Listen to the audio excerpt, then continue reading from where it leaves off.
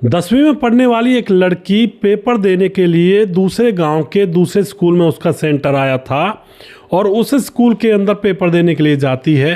तभी दोस्तों वहाँ पर कुछ ऐसा होता है, उसका जो फौजी भाई होता है वह भी वहाँ पर पहुँचता है और जो लड़की के साथ उस स्कूल के अंदर एक लड़का जो कैसा काम कर रहा था उसको देख करके जो फौजी भाई होता है आपे से बाहर हो जाता है। और फिर उसके बाद यहाँ पर एक बहुत बड़ा मामला लोगों की नज़र में आता है। आखिर क्या हुआ था, क्या भाई ने किया था, क्या बहन वहाँ पर कर रही थी, पूरी घटना यहाँ पर जानने वाले हैं। वीडियो को लास्ट तक ज़रूर देखा करें। नमस्कार, मैं हूं सुदेश कुमार और तिरछी बात चैनल में आपका स्वागत है। यह घटना दोस्तों पश्चिम बंगाल के एक छोटे से गांव के अंदर घटित होती है। उस गांव के अंदर एक मीनाक्षी नाम की एक लड़की रहा करती है जिसकी उम्र होती है 18 साल। उसके घर में उसका बड़ा भाई है जिसका नाम है योगेंद्र। योगेंद्र उससे आगे पढ़ाई कर रहा था और यह लड़की मीनाक्षी जो कि अभी 10वीं क्लास पास करने के बाद 11वीं में हुई और 11वीं के बाद अब फिलहाल 12वीं में है। लेकिन जो मामला हुआ है स्टार्ट वो जब यह 10वीं क्लास में पढ़ा करती थी तब से ही इस घटना की या फिर इस होने की आशंका शुरू हो जाती है, यानी कि ये घटना स्टार्ट हो जाती है। अब जो मीनाक्षी है उसके घर में उसके माता पिता हैं, मेहनत मजदूरी करके अपने बच्चों को पढ़ा लिखा रहे हैं और बेटे को भी उन्होंने बहुत पढ़ाया और बेटी जो है मीनाक्षी उसको भी अच्छी तरह से पढ़ाई लिखाई उसकी भी करवा रहे हैं। अब जो मीनाक्षी होती है रोज़ स्कूल जाती और 10वीं क्लास में वह टॉप पर आती है तो माँ बाप बहुत खुश हो जाते हैं। पढ़ाई लिखाई में अच्छा ध्यान रखती है और कहती बार बार बाबा मैं कुछ बनकर दिखाऊंगी, तो माँ बाप बहुत खुश थे। एक दिन की बात होती है दोस्तों, जो मीनाक्षी होती है वह घर में थी और उसका जो भाई था वह फौज की तैयारी कर रहा था पहले से ही और मीनाक्षी को खबर मिलती है कि भाई का नंबर फौज में आ गया है। तो उसके बाद इस घर के अंदर खुशियों का माहौल हो जाता है। सभी लोग खुश थे, माता पिता, मीनाक्षी का बड़ा भाई जिसका नाम था योगेंद्र। और उसके बाद योगेंद्र ट्रेनिंग पर जाता है, फौज की ट्रेनिंग के लिए। घर पर माता पिता और मीनाक्षी घर पर रह जाते हैं। मीनाक्षी लगातार अपने स्कूल जा रही थी, पढ़ाई लिखाई कर रही थी और अच्छे अच्छे नंबर लेकर आ रही थी। एक दिन की बात होती है, जो मीनाक्षी की माँ होती है सुबह सुबह रोज़ मंदिर जाया करती है प्रसाद वगैरह चढ़ाने के लिए। तो आज के दिन जो माँ होती है मीनाक्षी से कहती है कि मीनाक्षी आज मुझ पर घर का काम बहुत ज़्यादा है, आज मंदिर तू चले जाना, प्रसाद ले जाना और मंदिर में चढ़ा आना। अब जो मीनाक्षी होती है वह ज़्यादातर मंदिर जाया नहीं करती थी, कभी कभार माँ बाबा के साथ चली जाती। अब वह मीनाक्षी जो होती है नहा धो करके, उस दिन उसका स्कूल की छुट्टी थी तो नहा धो करके वह अच्छे कपड़े पहनकर प्रसाद ले करके मंदिर पहुंच जाती है। और वहाँ पर जैसे वह जाती है तो जो मंदिर का पुजारी होता है वह भी देखता है, कहता है बेटी तुम कौन किसकी हो? तो मीनाक्षी अपने मम्मी पापा का नाम बता देती है। पुजारी कहता है मैंने कभी देखा नहीं बेटी तुम्हें। तो मीनाक्षी कहती है बाबा मैं बहुत कम आती हूँ मंदिर में। इस तरह की नॉर्मल वहाँ पर बातें चल रही थी।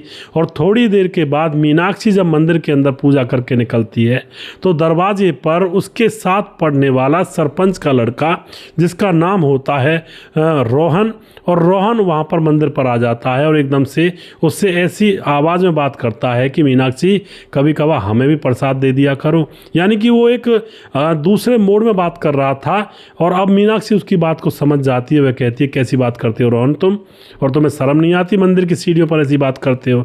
लेकिन रोहन हंस जाता है और उसके बाद रोहन उसका हाथ पकड़ लेता है और कहता है कि चलो मंदिर के पीछे एक सुनसान जगह है जहाँ पर बहुत सारे पेड़ हैं। लेकिन मीनाक्षी हाथ झटक देती है और उस रोहन के मुंह पर थप्पड़ मार देती है।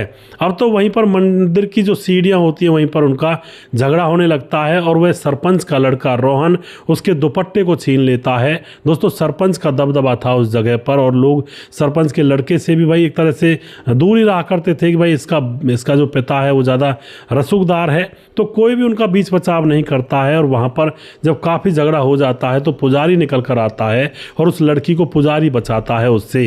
अब उसके बाद इनका बीच बचाव हो जाता है और जो लड़की होती है अपने घर चली जाती है। घर जा कर के वह दोस्तों चुपचाप ऐसे ही जैसे गई थी चुपचाप वहाँ पर ऐसी चली जाती है, अपने माता पिता को नहीं बताती है और यह बहुत बड़ी गलती थी उसकी।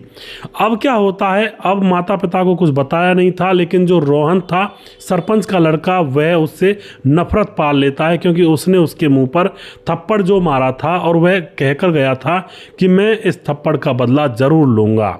दूसरे दिन मीनाक्षी स्कूल जाती है और स्कूल में भी वह लड़का उसकी तरफ उंगली करके कहता है कि मैं थप्पड़ का बदला ज़रूर लूँगा, लेकिन मीनाक्षी मुंह फेर लेती है और चुपचाप अपनी पढ़ाई लिखाई में लगी रहती है। इसी तरह से अब धीरे धीरे समय गुजरता है और जब समय गुजरता है 11 महीने हो जाते हैं। इधर जो मीनाक्षी का भाई था वो ट्रेनिंग पर गया हुआ था और उसके बाद ट्रेनिंग से वह वापस आता है।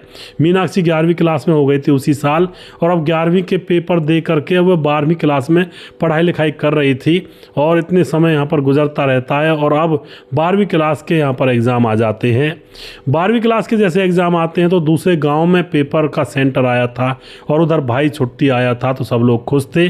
और मीनाक्षी जो होती है वह कहती है भाई दूसरा गांव जो कि 3 किलोमीटर दूर है वहाँ पर मेरा सेंटर आया है। तो उसका जो भाई होता है योगेंद्र वो कहता है तू चिंता मत कर, मैं बाइक पर बिठा कर ले जाऊँगा, तुझे किसी और सहेली के साथ जाने की कोई ज़रूरत नहीं है। तो मीनाक्षी अपना तैयारी करती है, सुबह होती है, भाई तैयार होता है, बाइक पर बिठा करके उस सेंटर पर ले जाता है, एग्ज़ाम सेंटर पर। लेकिन वहाँ पर अभी पेपर स्टार्ट होने में तकरीबन 40-45 मिनट बाकी थे, वो पहले ही पहुँच गए थे। लेकिन तभी मीनाक्षी को याद आता है कि भैया मैं तो अपना एडमिट कार्ड घर बेड पर ही भूल आई और मैंने सोचा था कि शायद ये बैग में रखा होगा, लेकिन वो तो वहीं पर रह गया।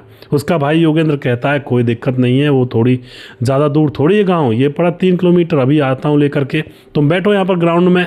तो मीनाक्षी वहीं उसी स्कूल के ग्राउंड में घास पर बैठ जाती है और उसका भाई उसके एडमिट कार्ड को लेने के लिए वापस घर चला जाता है।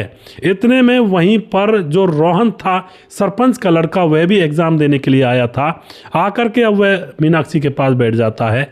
मीनाक्षी वहाँ से उठकर चलने लगती है तो एकदम से हाथ पकड़ लेता है और फिर उससे उल्टी सीधी गंदी संदी बातें करने लगता है जो कि मीनाक्षी को बहुत बुरी लग रही थी।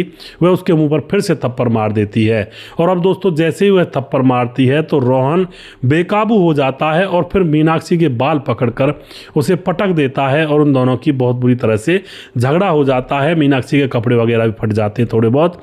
और इतने में ही दोस्तों यहाँ पर भाई आ जाता है मीनाक्षी का। अब बीच बचाव उनका वहाँ पर भी करवा दिया था, लेकिन जैसे भाई आता है तो मीनाक्षी से रुका नहीं जाता है और वह भाई के सामने रोने लगती है। फिर उसकी जो सहेलियां होती हैं वह उसके भाई को बताती हैं कि इस तरह से हुआ है मीनाक्षी के साथ। तो मीनाक्षी भी बताती है कि हाँ भैया ये मुझे बहुत दिनों से 1-1.5 साल से परेशान कर रहा है। तो अब यहाँ पर क्या होता है, भाई को गुस्सा आ जाता है, उसको ढूंढने लगता है और वह कमरे के अंदर तो मिलता नहीं है, ना ही स्कूल के अंदर मिलता है। तभी कोई लड़का बताता है कि वह तो बाहर खड़ा हुआ है। तो यह भाई बाहर जाता है और बाहर जा कर के उसका कॉलर पकड़ लेता है और उसके ऊपर पिटाई लगाने लगता है क्योंकि बहन की इज्जत थी। लेकिन दोस्तों यह लड़का बार बार यही कह रहा था कि तेरी बहन को मैं उठा ले जाऊँगा एक दिन और तुम सब लोग देखते रह जाना। यह बात भाई को बहुत बुरी लगती है तो भाई वहीं पर पड़ी हुई एक लकड़ी थी टेढ़ी मेढ़ी, उसको उठाता है और उसके ऊपर बुरी तरह से पिटाई कर देता है। वो लकड़ी टेढ़ी मेढ़ी थी तो वो कहीं से सीधी कहीं से टेढ़ी, तो वो उसके ऊपर चोट ज़्यादा कर जाती है और उसकी पसलियों में या कहीं ऐसी गैर चोट लग जाती है। वो दोस्तों वहीं पर निढाल होकर ज़मीन पर गिर जाता है। इतने में ही लोगों ने पुलिस को फ़ोन भी कर दिया था। पुलिस वहाँ पर आती है। सबसे पहले तो उस लड़के को हॉस्पिटल पहुँचाया जाता है, लेकिन वहाँ पर उसकी मौत हो जाती है। उसके पिता सरपंच को पता लगता है। बौखलाया हुआ सरपंच था, लेकिन इस लड़के को पुलिस ने अपनी हिरासत में जो ले लिया था, इसलिए सरपंच का बस या जोर नहीं चलता है और इस लड़के को अब जेल में ले जाया जाता है। इसके ऊपर केस दर्ज होता है और अब यह तो कोर्ट के ऊपर है कि इसको क्या सज़ा मिलेगी। इस तरह से दोस्तों अब ये नौकरी लगा हुआ था, अब गरीब परिवार था, अच्छे से समय गुजर रहा था, माँ बाप बहुत खुश थे, हमारा बेटा सरकारी नौकरी में लग गया। लेकिन जो आफत आनी होती है ना, वो तो बिना टाइम देखकर आफत आ जाया करती है। लड़की को उस लड़के ने छेड़ा और यह भाई से सहन नहीं हुआ, इसलिए यहाँ पर यह हत्याकांड हो जाता है। तो आप लोग क्या कहना चाहते हो दोस्तों? कई बार हम देखते हैं बहन बेटियां पढ़ने लिखने के लिए जाती हैं तो क्लास का कोई लड़का या फिर रास्ते का चलने वाला कोई लड़का उल्टी सीधी बातें कहता है, टोंट कसता है, मजाक करता है। यह बहुत बुरी बात है। बहन बेटी जो बेचारी अकेली स्कूल जा रही है उसके साथ ऐसा व्यवहार होना बहुत ही गलत बात है, निंदनीय है। और लेकिन दोस्तों फिर भी लोगों के साथ ऐसे कुकृत्य होते हैं और फिर इसके बदले में कई लोगों की जान चली जाती है और कई लोगों के घर तबाह हो जाते हैं। आप क्या कहना चाहते हो इस घटना के बारे में? अपनी राय कमेंट बॉक्स में लिख सकते हैं और लोगों के साथ शेयर कर सकते हैं। वीडियो के लास्ट में कुछ भाइयों के नाम जरूर लेना चाहूँगा जो हमारे वीडियोज़ को देखते हैं हैं और हमें खूब सपोर्ट करते हैं। हमारे साथ हैं शराफत अली, और स्वागत है सर जी, बहुत बहुत धन्यवाद आपका।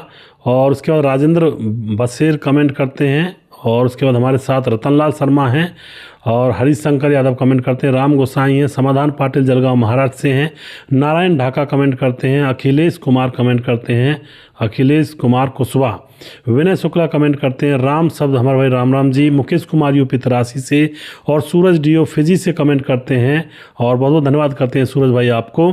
और उसके बाद हमारे साथ हैं राजेश कुमार कमेंट करते हैं, और मनोजन कमेंट करते हैं, राम मोहम्मद यासीन लाहौर पाकिस्तान से कमेंट करते हैं, सुजीत कुमार कमेंट करते हैं, प्रवीण बघेल शिवपुरी से कमेंट करते हैं, और उसके बाद राधेश्याम शर्मा सिरसी जयपुर राजस्थान से हैं, राजकिशोर चौरसिया महाबलेश्वर महाराष्ट्र से कमेंट करते हैं। उसके बाद हमारे साथ छगनदास खारडाबांध राजस्थान से कमेंट करते हैं, और दुर्योधन भाई हमारे लगातार कमेंट करते हैं, सुशील चौधरी हमारे भाई लगातार कमेंट करते हैं, राम मोहम्मद यासीन लाहौर पाकिस्तान से कमेंट करते हैं।